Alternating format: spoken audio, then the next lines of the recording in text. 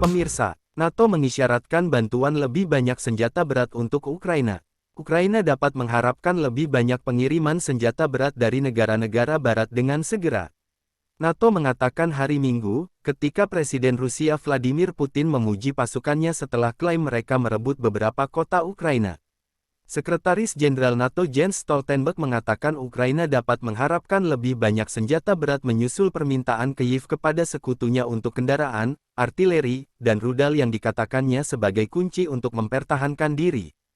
Janji peralatan perang berat baru-baru ini penting, dan saya berharap lebih banyak dalam waktu dekat, kata Stoltenberg kepada harian Handelsblatt Jerman, menjelang pertemuan minggu ini dari kelompok yang mengoordinasikan pasokan senjata ke Kyiv. Beberapa hari setelah Rusia mengklaim telah merebut Soledar di Ukraina Timur, sebuah pos pertambangan garam yang menampung 10.000 orang sebelum konflik, Putin memujinya sebagai keberhasilan besar. Kementerian Pertahanan Rusia mengumumkan minggu ini telah menyelesaikan pembebasan Soledar. Ini bisa menjadi keuntungan utama karena pasukan Rusia bergerak menuju apa yang telah menjadi target utama mereka sejak Oktober, persimpangan transportasi terdekat di Bakhmut. Menurut tentara Ukraina, blok tersebut dihantam oleh rudal Rusia X-22 yang tidak memiliki kemampuan untuk menembak jatuh.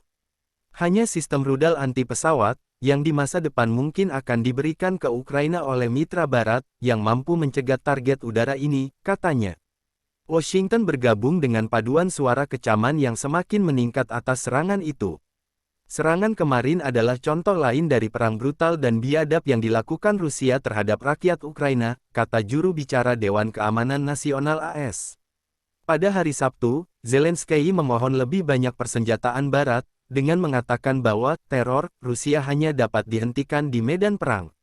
Awal bulan ini, Prancis, Jerman, dan Amerika Serikat masing-masing menjanjikan tank ringan AMX-10 RC Prancis, 40 kendaraan infanteri Jerman Marder, dan 50 kendaraan tempur Bradley.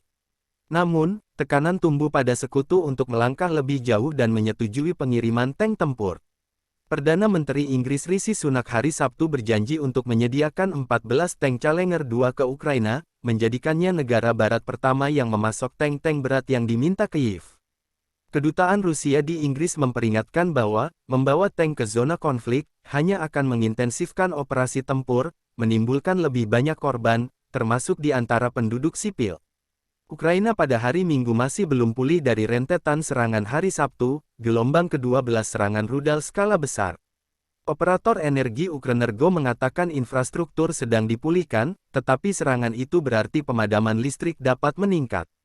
Kepala Administrasi Militer di wilayah Kherson Selatan, Yaroslav Yanusevich, mengatakan pihaknya kembali berada di bawah serangan besar-besaran. Serangan Rusia telah menghantam infrastruktur sipil dan kritis, termasuk tempat palang merah dan pusat anak-anak cacat. LG, tentara Rusia mengatakan pihaknya menargetkan komando militer dan fasilitas energi terkait, semua target tercapai. Demikian berita dari kami, bagaimana pendapat Anda?